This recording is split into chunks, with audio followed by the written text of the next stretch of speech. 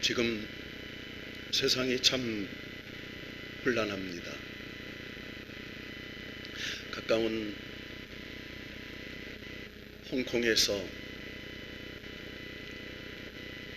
중국 본토 범인 송환법으로 촉발된 시위가 이제는 중국 보안법 개정을 계기로 시위가 더욱 극렬해졌습니다.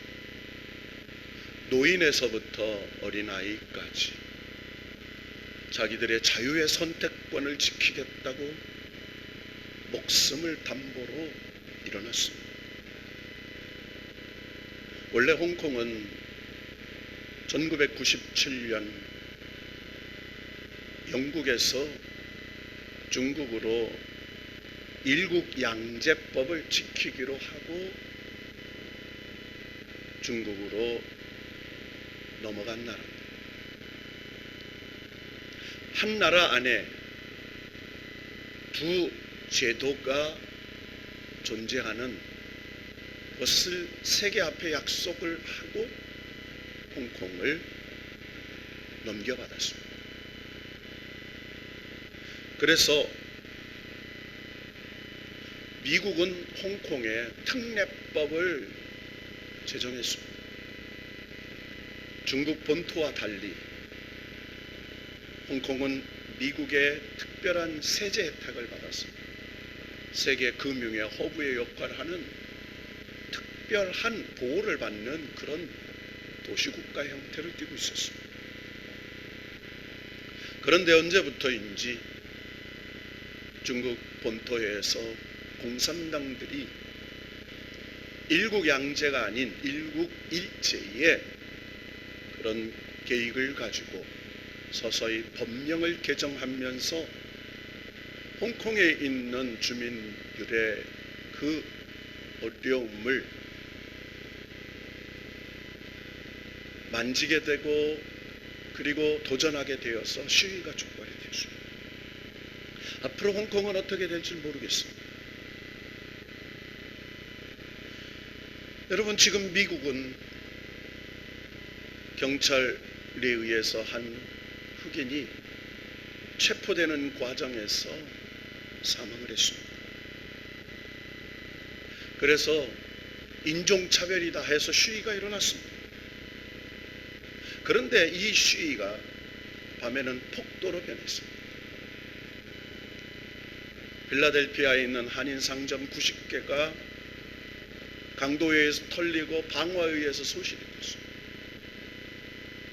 LA 지역, 뉴욕 지역 많은 곳에서 열심히 사는 우리 한인들의 상점이 핍박을 받고 있습니다. 시위를 계기로 인해서 폭도가 일어난 것이죠. 여러분, 미국은 불법 체류자들이 참 많습니다. 그 속에서 불평등을 겪고 있었던 그 아픔을 이 흑인 사망 사건으로 인하여 가진 자들에 의한 분노로 그것이 변질이 됐어요. 폭도로 바뀌는. 그래서 미국의 대통령이 주방위 군대와 또 연방군을 투입하겠다고 하는 정도로 지금 굉장한 혼란을 겪고 있습니다. 멕시코도 똑같은 폭동이 일어났습니다. 경찰에서 체포해간 한 시민이 그 다음날 산프란시스코로 돌아와서 지금 멕시코에서는 미국보다 더 강렬한 시위와 폭도들이 일어났습니다. 여러분, 우리나라는 어떻습니까? 참 안타까운 소식들이 들리죠. 위안부로 고생했던 우리의 할머니들을 보호해준다는 명목으로 많은 이해할 수 없는 일들이 일어났다고 이야기합니다. 정대현이라고 할머니들을 위해서 불가피한 일이었다. 아니다, 아무 일이 없다. 정당한 일이었다. 심지어는 그곳에 몸을 담았던 이영수 할머니가 일어나서 우리를 볼모로 도적질해 먹었다라고 할 정도로 온 국민이 참 이해할 수 없는 일들이 일어나고 있습니다. 그런 사람이 국회의원이 돼서는 안 된다. 아니다. 그렇지 않다. 호국의 달 6월입니다. 국립현충원 문제로 시끄럽습니다. 친일의 문제로 인해서 그는 과거에 친일 행적이 있기 때문에 현충원에 묻힐 자격이 없기 때문에 이장해야 된다. 또 한쪽에서는 무슨 소리냐, 그가 친일 행적은 있지만 6.25 전쟁 때에 공산당을 물리치는 그런 전공이 있기 때문에 충분히 과거의 문제를 사하고 현충원에 묻힐 수 있다 라고 재향군인회에서 발표를 했습니다. 역사적인 편이 갈라져 있습니다. 친일이다, 아니다. 친공이다, 멸공이다. 지금 전 세계가 편이 갈라져서 싸우고 있는 현실입니다. 세계적인 영성학자 헨리 나우에는 우리가 살고 있는 이 시대를 가리켜서 unclear man이라고 했습니다. 불분명한 사람들이 사는 시대. 미래가 불분명해요. 이념이 불분명해요. 정의가 불분명합니다. 도덕이 불분명해요. 무엇이 옳은지 무엇이 틀린지를 참 이해하기 어려운 시대에 살고 있는 unclear man 시대라고 합니다. 그래서 이 불분명한 사람들이 사는 이 시대를 세 가지로 헨리 나우에는 정의를 했습니다. 첫째는 역사적 혼란을 겪는 역사적 탈구의 시대다.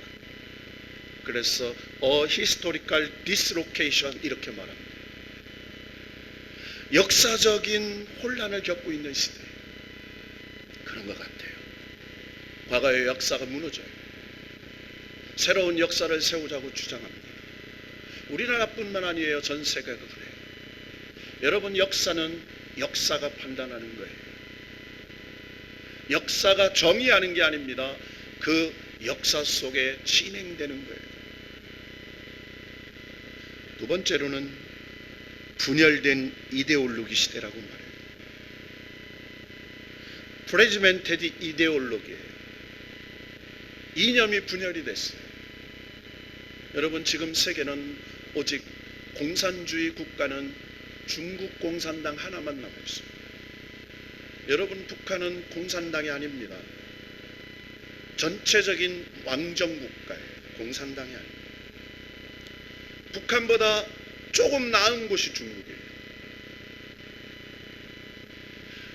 그런 이념이 무너졌어요. 언젠가는 이 이념이 무너질 것입니다. 그러나 이 이념이 무너지면 자본주의와 비자본주의의 이념이 충돌할 거예요.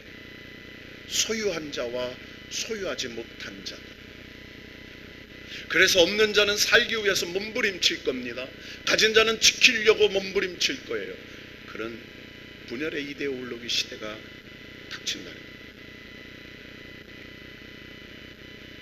세 번째로는 불멸에 대한 탐구의 시대다. 불멸. 그래서 영혼에 대하여, 영생에 대하여, 새로운 미지에 대하여 탐구하는 시대다. 그래서 우주를 탐구하고, 그리고 영혼 불멸을 탐구하고, 영생을 탐구하는 일들이 일어나요. 그래서 사이비 교주들이 판을 치고, 이상한 샤머니즘이 판을 치고, 새로운 이해할 수 없는 일들이 판을 치는 시대가 닥친다는 것입니다. 그래서 A Secret Here Immortality라고 얘기해요. 한마디로 말하면 영적으로 혼돈하는 시대가 지금 우리가 살고 있는 시대라는 거예요. 여러분, 우리가 살고 있는 이 시대는 현대 과학기술로 단 몇 시간 안에 과거에 10년, 몇십 년 했던 것들을 이루어낼 수 있는 힘을 지니고 있는 시대입니다.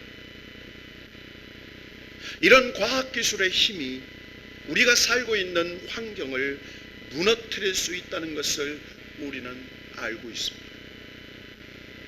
한 다큐멘터리에서 촬영한 아마존의 눈물, 그리고 아프리카의 눈물, 북극과 남극의 눈물이라는 이 영상을 보면서 지구의 자연이 어떻게 파괴되는지를 참 깨달아가요.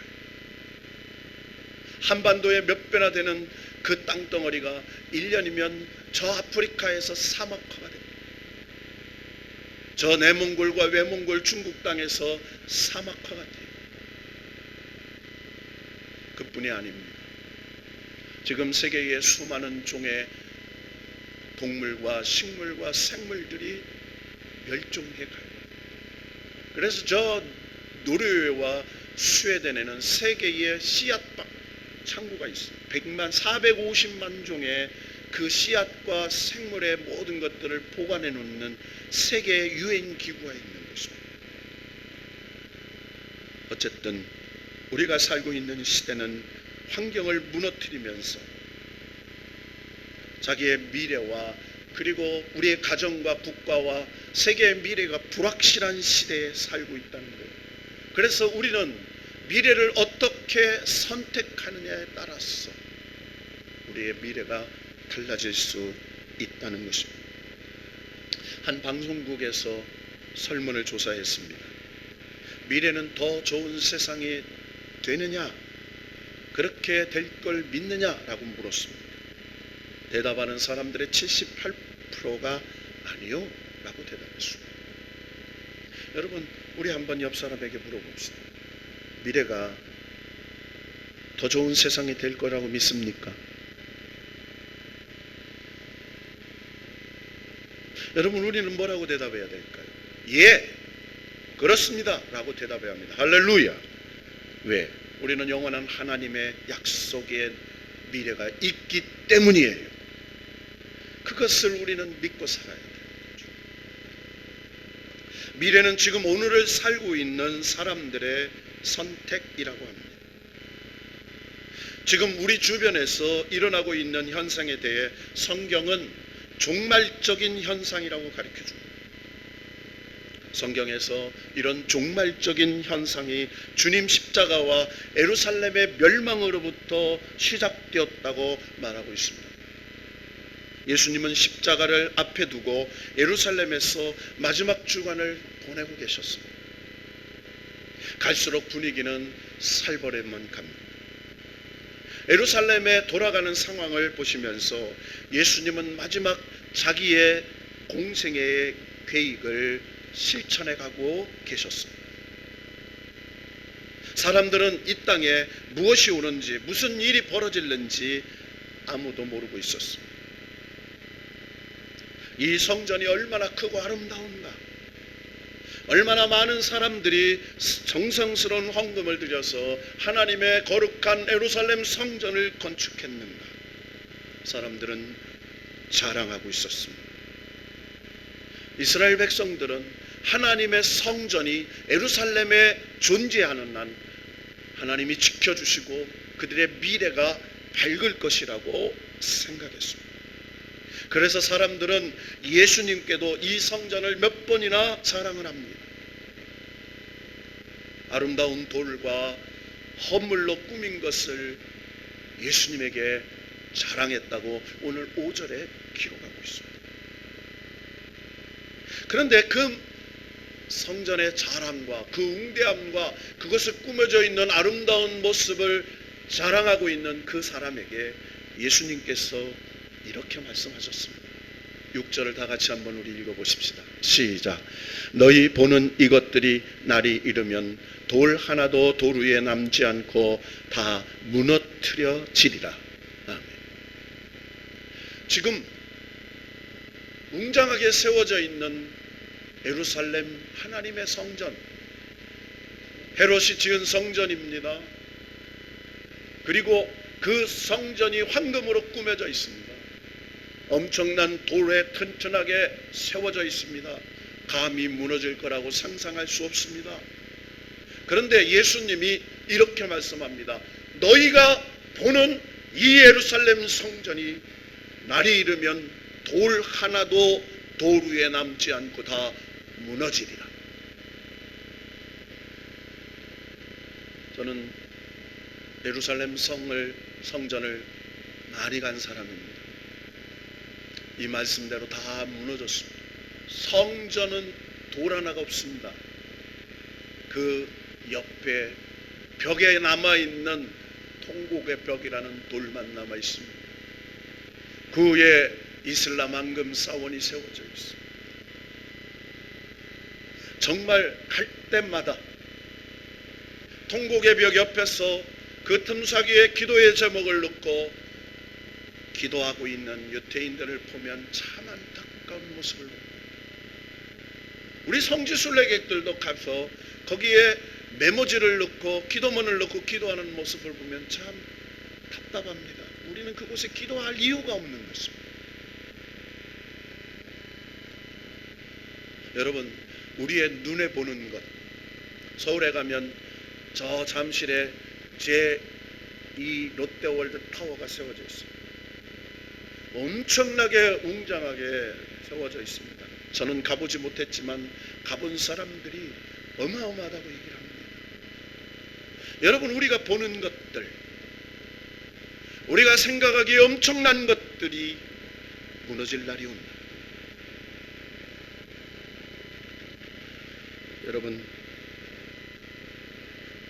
당시 이스라엘 백성들의 자랑은 바로 성전을 향한 신앙이었습니다. 그들의 희망인 성전만 있으면 예루살렘은 멸망하지 않고 영원하리라고 자랑했습니다. 그런데 예수님은 이렇게 말씀합니다. 너희들의 자랑인 성전, 너희들의 자랑인 성전 신앙이 무너질 날이 올 것이다. 여러분, 오늘을 살고 있는 현대인인 우리는 이 땅에 이루어 놓은 문명을 자랑합니다. 여러분, 핸드폰 하나로는 은행을 일도 하고 카메라도 하고 녹음도 하고 영상도 찍고 그리고 도서관도 갈 수 있고 책도 살 수도 있고 모든 것을 할 수 있는 기능이 다 있습니다. 놀라운 문명의 증거물들입니다. 요즘에 자동 주행하는 차량들이 등장합니다.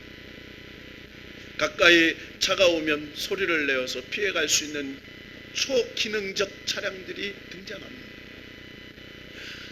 놀라운 과학의 문명들이 우리를 편리하게 합니다.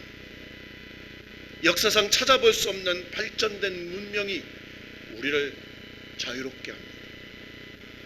마치 유대인들이 성전을 자랑한 것처럼 우리가 누리고 있는 과학 문명이 정말 얼마나 자랑스러운 것인지 자랑합니다. 그러나 여러분, 우리가 자랑하는 이 문명이 어느 한순간에 셧다운 될 때가 오면, 전기가 끊어지고 통신망이 무너졌을 때 우리가 아무것도 할 수 없다고 느끼는 고립된 시대가 올 수 있다는 거예요.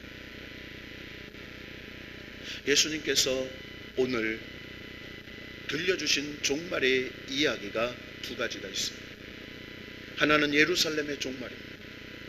또 하나는 이 땅의 마지막 닥칠 인류의 종말이었습니다. 예루살렘은 로마 군인에 의해 망했다고 말할 수 있습니다. 그러나 정확히 말하면 예루살렘은 로마 군인에 의해서 망한 것이 아닙니다.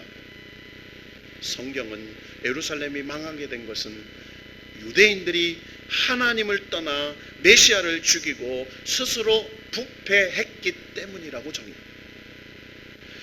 로마인에서 멸망한 게 아니에요. 자기들의 스스로의 죄와 부패에 의해서 멸망했다라고 성경은 정의합니다. 여러분, 우리도 마찬가지.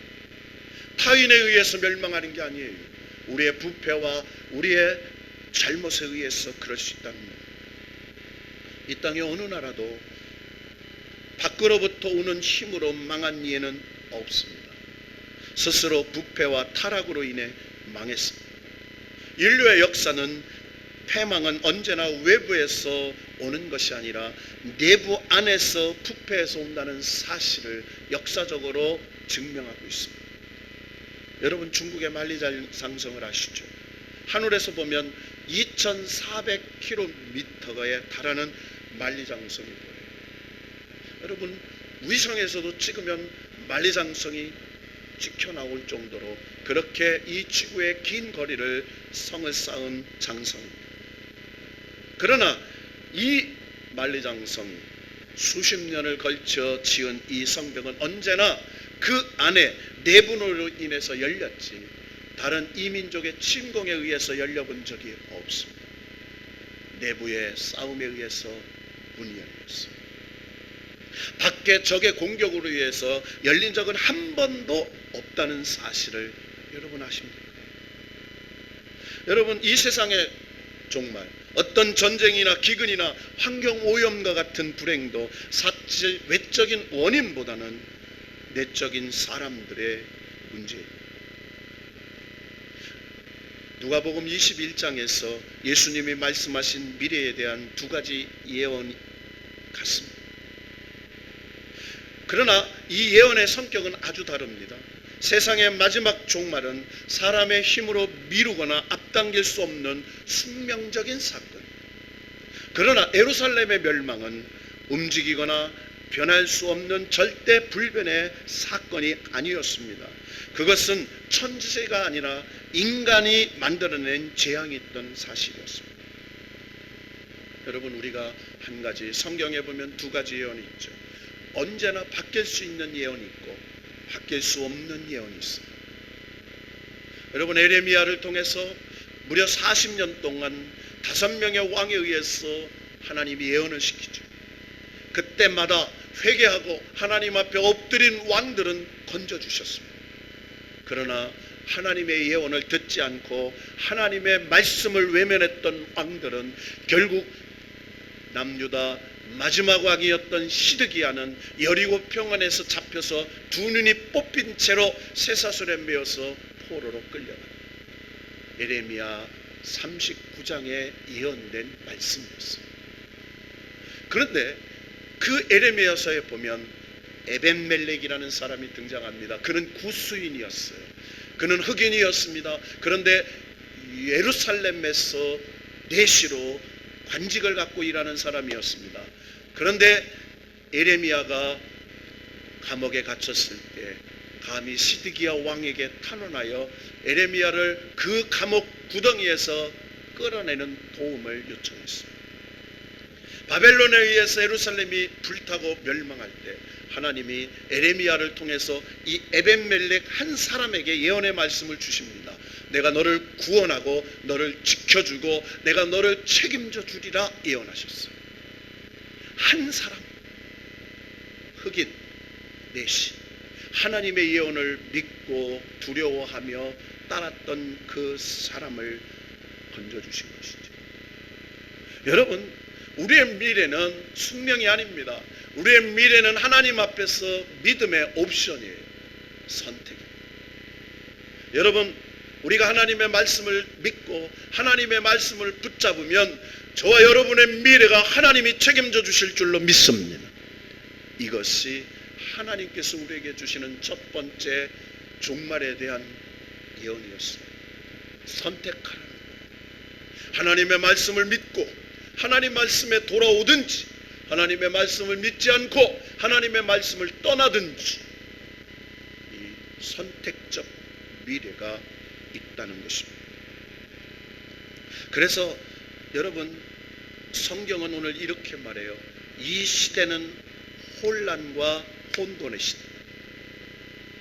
먼저 이 시대에 들려오는 수많은 정보들이 있죠. 여러분, 좋은 정보도 있고 나쁜 정보도 있어요. 우리는 엄청난 정보를 공급받고 삽니다. 그런데 그 엄청난 정보가 옳은 것인지 사실인 것인지 진리인 것인지 거짓인 것인지 이것을 가지고 선동하는 것인지 우리를 미혹하는 것인지 분별하지 못하고 그저 우리의 모든 정보 기능에 입력이 돼서 부정적인 요소로 발전하는 것이죠. 여러분, 음란의 정보에 음란에 빠집니다. 악의 정보에 악에 빠집니다. 유혹하는 정보에 유혹에 빠집니다. 그래서 수많은 사람들이 다단계로 피해받고 수많은 사람들이 잘못된 정보로 인하여 주식에 투자하여 패망의 길로 가고 수많은 사람들이 잘못된 선택으로 인해서 어려움을 겪고 있는 거짓 정보, 미혹의 정보에 그들의 미래가 어두워진다는 것이죠. 한마디로 미혹당하지 말아야 합니다. 오늘 8절에 이렇게 말합니다. 이 시대는 혼란의 시대고 혼돈의 시대인데 너희들이 어떻게 살아야 되느냐? 미혹당하지 마라. 이렇게 따라봅시다. 미혹당하지 맙시다. 우리를 절망하게 만드는 정보들, 그 속에 어느 정보를 받고 사느냐에 따라서 나의 인생이 결정된다. 여러분, 요즘에는 수많은 부정적인 정보가 들어옵니다. 수많은 어려운 정보가 들어옵니다. 그때마다 우리는 어떻게 그것을 해석해내야죠? 여러분, 세상의 정보는 우리를 부정하게 하는 정보예요. 여러분, 영적인 정보, 하나님의 정보, 믿음으로 깨어 믿음으로 기도하고 하나님께서 책임져 주신다고 정확한 정보를 들으면 저와 여러분은 살게 될 줄로 믿습니다. 여러분, 그래서 악에 대한 정보, 부정적인 말을 듣는 사람은 약해지고 부정적으로 살게 되는 거예요. 안 된다, 힘들다, 죽겠다, 망했다, 그런 망 아닙니다. 살겠다, 잘 될 것이다, 소망이 있다, 하나님이 도와주실 것이다 믿으면 하나님이 역사하실 줄로 믿습니다. 신앙이 흔들리는 사람들을 보면 대개 신앙에 대한 잘못된 정보를 받았거나 교회에 대한 잘못된 정보를 받은 사람들입니다. 이단의 정보를 계속 받는 사람은 결국 이단에 빠질 수밖에 없습니다. 사이비의 정보를 계속 받는 사람들은 사이비에 빠질 수밖에 없습니다. 나의 행동의 책임은 내가 책임져야 하는 것이죠.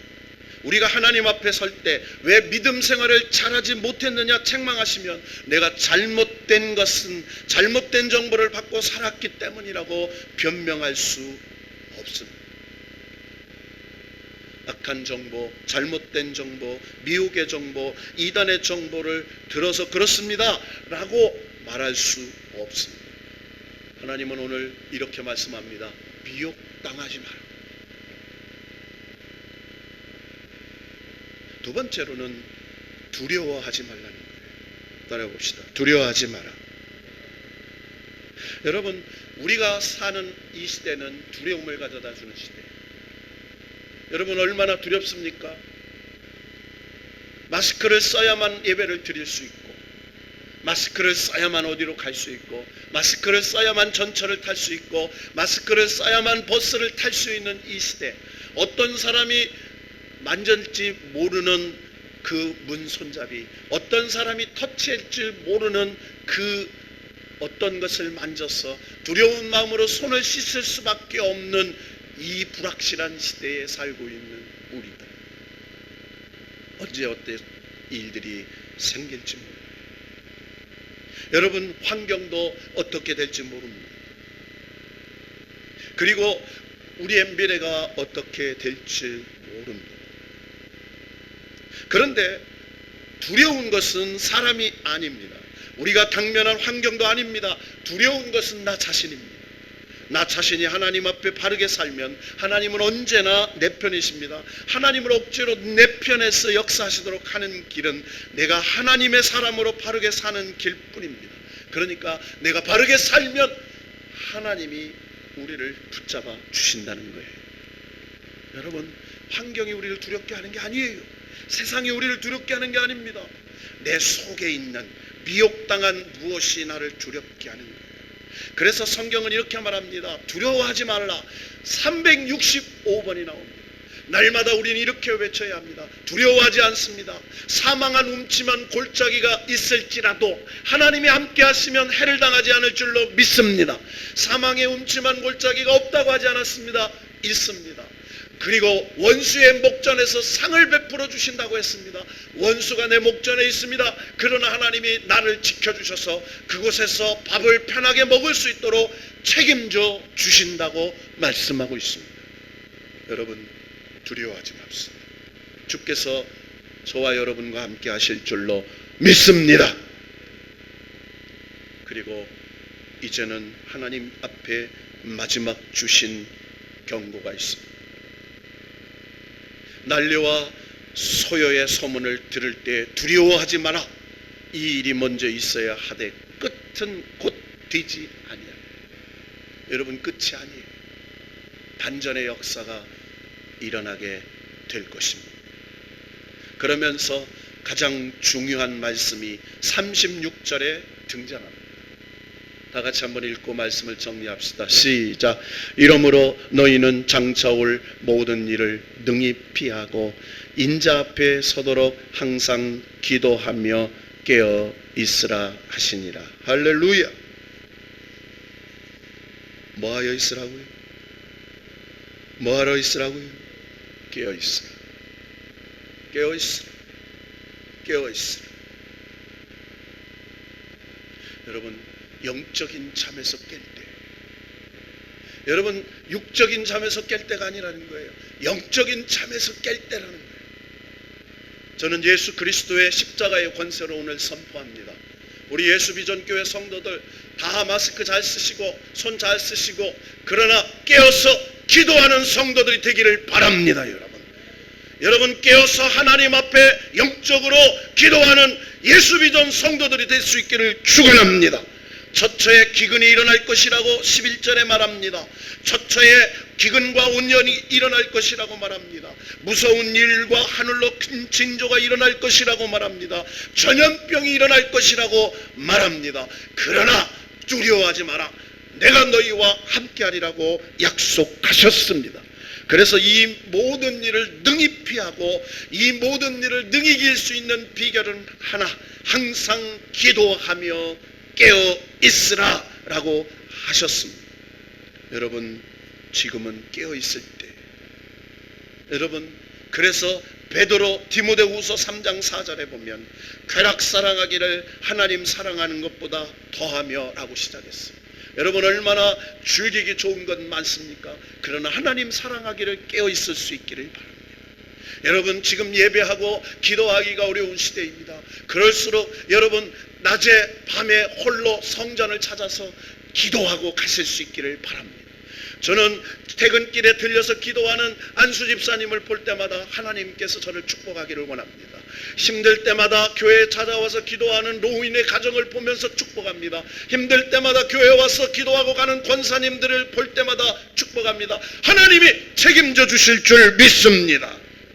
그러면서 오늘 하나님께서 누가복음 21장 28절에 이렇게 말씀하시죠. 이런 일이 되기를 시작하거든, 이렇게 말합니다. 이미 시작됐습니다. 그때 일어나 머리를 들라 너희 속량이 가까웠느니라, 이렇게 영적으로 깨어 하나님 말세를 사는 그리스도인들은 영적으로 머리를 들고 있으라. 여러분 세상의 모든 정보는 미혹의 정보요, 세상의 모든 정보는 유혹의 정보요, 우리를 혼란케 하고 혼동케 하는 영적인 바이러스입니다. 여러분 하나님 말씀 붙잡고 날마다 하나님 말씀 읽으며 하나님 말씀 붙잡고 기도하며 하나님 말씀 속에 길이 있는 줄로 믿고 깨어 기도하는 저와 여러분 되실 수 있기를 축원합니다. 그리하면 어두운 미래가 아니라 하나님이 어둠 속에서 빛을 발하셔서 하나님이 놀라운 역사로 여러분의 자녀와 여러분의 가정과 여러분의 생업터와 우리 교회와 이 민족을 지켜주실 줄로 믿고, 미래는 파멸의 미래가 아니라 하나님이 책임져 주시는, 함께 하시는, 역사하시는 미래가 될 줄로 믿고 승리하는 우리 모두가 되기를 주 예수의 이름으로 축원합니다.